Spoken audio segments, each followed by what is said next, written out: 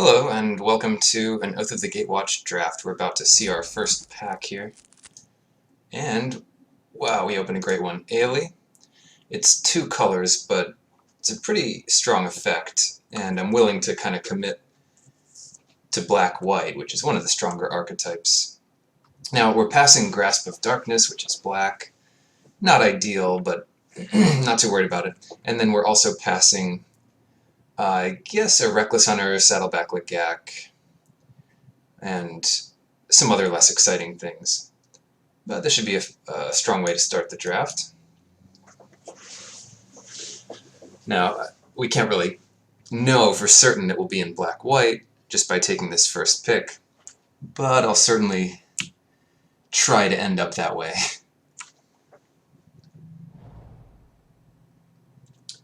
So, immediately, we get Essence Depleter, and this is a black card. If you have any colorless sources, you get to drain your opponent. Now, Gaining Life has these random upsides with some black and white cards to, trigger a life loss or something like that. And helps get to this exile effect, helps unlock the exile effect on Ailey, if that ever becomes relevant. I still haven't seen that happen. But yeah, that's got to be the pick here. Essence Depleter, great card. So we're looking for one or two ways to make colorless mana, and we're also looking for just allies or other things that'll work well with the first two picks here. And we get past not much. It's not worth taking a Wastes so early. Not really a strong card in this pack. The other direction we could go is maybe just not play Ailey, or leave Ailey as a splash, and take something like Submerged Boneyard to go into Esper. Prophet of Distortion is okay too. And then not so interested in Tar Snare or Void Shatter just yet. Alpha Protector, also one of the weaker allies. I guess it works pretty well with Ailey, but that's not, not on my radar so much. Maybe it's between the Boneyard and the Prophet. And I'm going to take the Boneyard. If blue becomes a splash, this is better, and even if white is a splash, this is a good one. Okay. Yeah, not seeing too much in the way of black and white. These are kind of support cards that are okay. Endurance is a little bit better, but not exciting and not this early. Seer's Lantern will go into multiple different decks, and to be honest, there's not a card stronger than that by much anyway. Pulse, Sweep Away, these are okay, but I'll take the Seer's Lantern. Okay, wow. Well, I guess white just wasn't so opened. Immolating Glare is a great one. 2 mana for this effect is great. It's like a kill shot from a previous set. There's also Zulaport Chain Mage. I'd rather have a few more allies before picking this up. It doesn't really work with Ailey, although it works well in the deck that Ailey's good in. But yeah, Immolating Glare. And now, we do get to take an ally for Ailey. Unfortunately named Ailey here. And I think I'll take Spawnbinder Mage over Zulaport Chain Mage. I like this effect more. It's more controlling. It randomly works better with Ailey. Gain more life off of sacrificing it if that ever comes up. So there we are. Oh, nice. Okay. So I was worried that we didn't see many black and white cards early, but seeing this Vampire Envoy 7th pick starts to make me think we're in the right deck. Holdout Settlement is also a nice one. But that is... okay. Iona's Blessing. Visions of Brutality. I'm more excited about Visions in a more aggressive deck, although I guess it's always kind of fine. Iona's Blessing has the random upside of attacking with an ally, and then still using Cohort later, or even after you attack. And besides that, there's not much I'm interested in. There's a Wastes, but I'll take Iona's Blessing. And hope we don't get 2-for-1'd by something. Now I think it's correct to take Holdout Settlement. I want this effect, and I also want ways to trigger some colorless abilities. Besides that, there's only like Kozilek's Translator and Witness the End, and I'm not too excited to play either of those in this deck. Here's a Shrieker.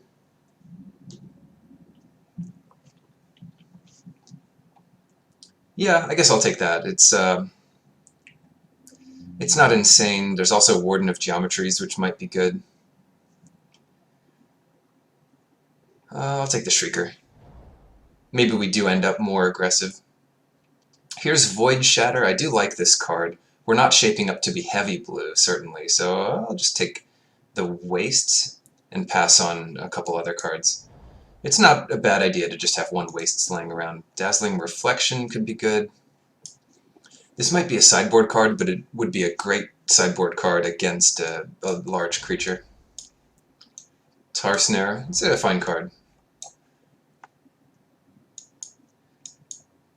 It's not the premier 3-mana removal spell that you'd like it to be, but it's fine.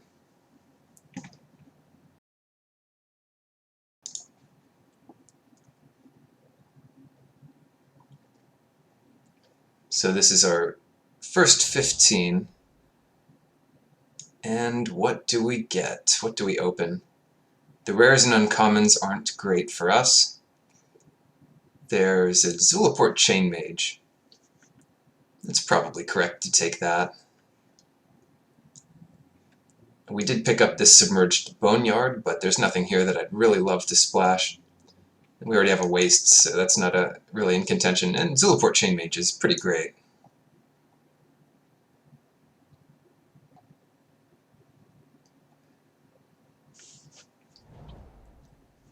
And what else? What else do we get? Crumbling Vestige, Scythemaster, Sky Climber. These are all okay. I'm not actually sure which is better between Sky Climber and Scythemaster. Dimensional Infiltrator is worth looking at. I'm not sure we're going to have enough blue, or colorless for that matter, to make it work. Both of these are allies. Of course, Sky Climber is a little... I don't know, I think it might just be a better card. It's got more toughness, it can block flyers, and it has more evasion.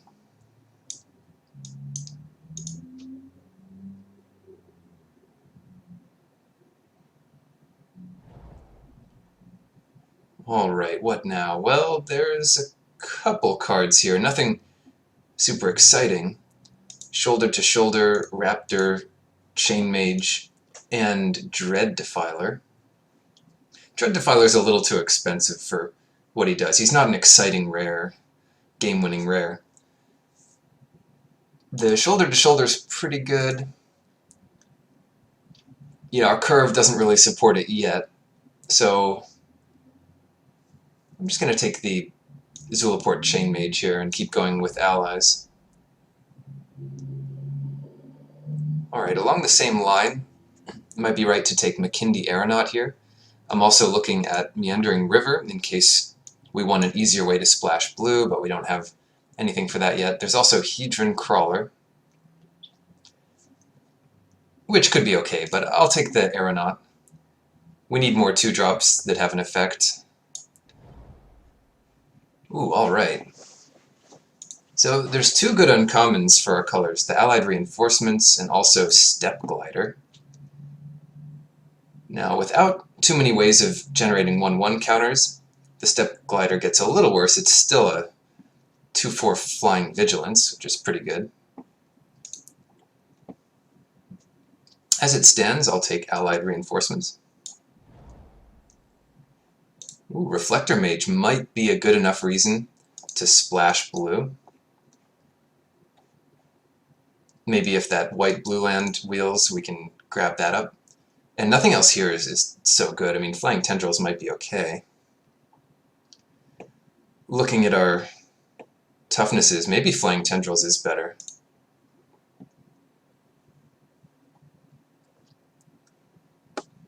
Yeah, actually, you know, Reflector Mage is always going to be good. Sometimes Flying Tendrils will be excellent, though. I'll take that. And it means we don't have to rely on getting a second color. Oh, Expedition Raptor and Mega Stand. These are both okay. I guess Expedition Raptor could be better just to play on curve, and Mega Stand is fine. We don't have too many 2-drops, you know, that this is okay on offense and defense, but not great on either. Well, pretty good on defense. Remorseless Punishment, and we get a Mega Stand anyway. It doesn't look like Remorseless Punishment will be the right thing for this deck. I could see taking it here, though, over Mega Stand. But this is such a quality trick. It does cost 3 mana, which is a lot. But it could save one creature, it could save your whole army. It could be pretty good.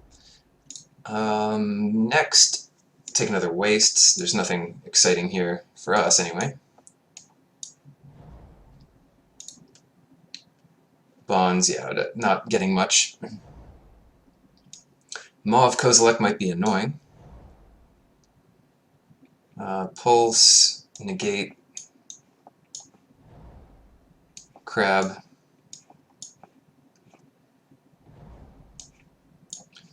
Alright, this deck needs a little help, but we do have some solid playables.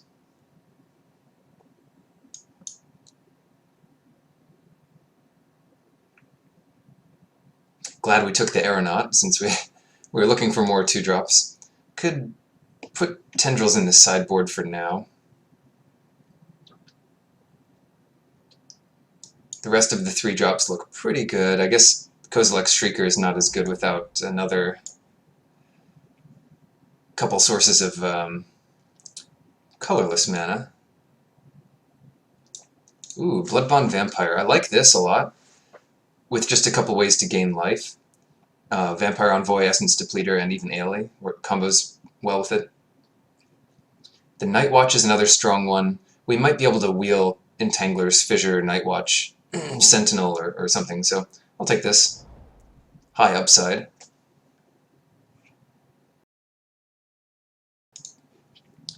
And now, Malakir Familiar, another good one to gain life with. And just the Death Touch is very strong. Besides that, there's Ondu Rising, which I wouldn't mind getting back. Something like Ondu Rising makes Ailey's ultimate a lot more likely or feasible.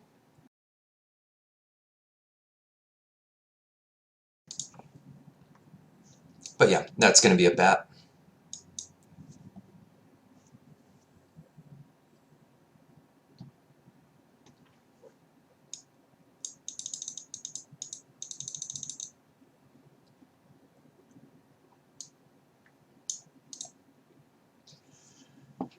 So 4 more solid playables. Prioritizing some 2-drops would be about the plan right here.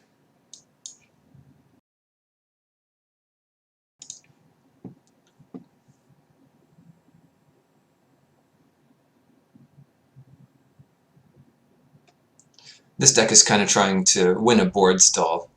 Whoa! Exert Influence, drawn as Emissary, and Shambling Vent? Exert Influence is the kind of card powerful enough that you'd splash it, and it's foiled to boot. Drawn as Emissary is insanely good. Wow. It might even be worth taking Shambling Vent to try to wheel the Emissary, but I think the Emissary would get picked up by then. It's too good not to pick here. It works so well with Bloodbond Vampire, and Shambling Vent is great, but it's not quite as powerful, in limited at least, as this Emissary. She can just win the game on her own. And we're still kind of doing it. Retreat to Emeria is another very nice one.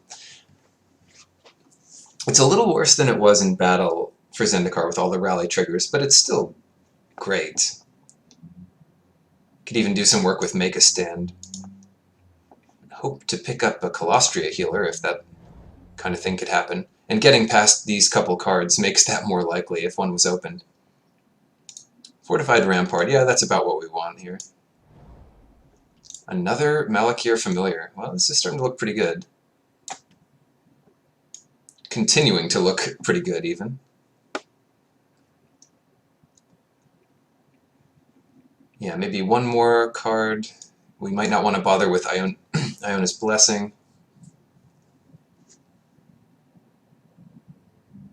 Yeah, I'm going to take Kozilek's Shrieker out. He's a funny-looking guy, but that's okay. He can be funny-looking in the sideboard. Oh, we absolutely did it. Colostria Healer. Don't look back. As long as he survives for a couple turns, this will be just wonderful. And a Vampire if we want. There's also Dutiful Return, which could be good. I mean, it's great in a grindy matchup. Holdout Settlement. Yeah, we don't need the Submerged Boneyards here. I'll take the Overseer. Yeah, 3/4 flyer for 6 is not great, but if we go wide with things like Retreat to Emeria, could be good. We have a couple flyers. The Colostrian Nightwatch wield, and that's wonderful. I mean, evasive threat. Felidar Cub's a good one to pick up. Swarm Surge is a consideration, but I don't think it's as good as Felidar Cub here. We don't even get the bonus from First Strike, so it's not worth it. Cut the Boiling Earth because it kills all of our, I don't know, kills our bats and our little allies. And I think we can win the late game without something like Dutiful Return, although returning Ailey or Drana or Colostria Healer could be good.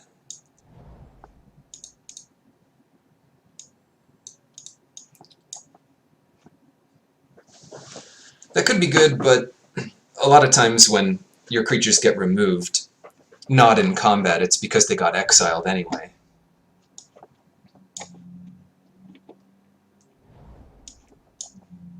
It is nice to be able to sacrifice a creature, then bring it back. Alright, so we need one more cut from this nonsense here. A lot of our 3-drops look solid. Maybe we could take out the Rampart and put it in if the matchup calls for it. Maybe this deck just really wants that type of effect, although we do have other good 2-drops. I could see taking out Sky Climber. Probably want to leave in Tar Snare. We don't have a lot of removal, and this one is situational, but it's still removal.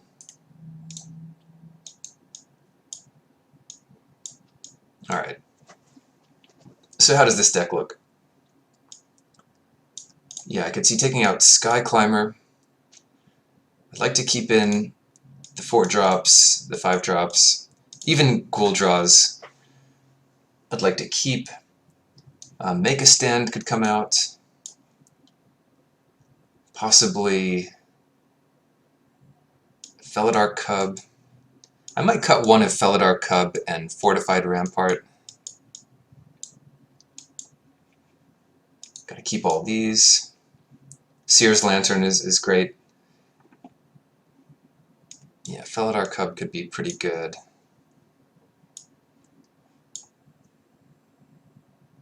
Sky Climber has been surprisingly good. Might not be necessary, though. We have 2 familiars. 1, 2, 3, 4, 5, 6, 7, 8, 9. 9 allies without this. Maybe we just want that. And cut the Rampart. Honestly, I think the Rampart's better than the Felidar Cub in most matchups. So we could side the Cub in if we see some enchantments that we need to get rid of. They're not that uncommon. But we'll cross that when we come to it. How many sources do we want for this Essence Depleter? I kind of want to play 1 Wastes. In the Holdout Settlement, we'll play 17 lands. So then we'll have just like 3 sources for it. That's okay. I mean, at the very worst, it's a 2/3 for 3. Alright, we're not in these colors, not really in blue. Flying tendrils for the sideboard.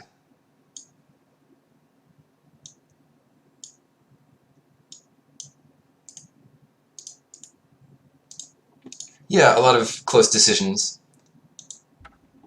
Go 9-8 on this, and then cut one of each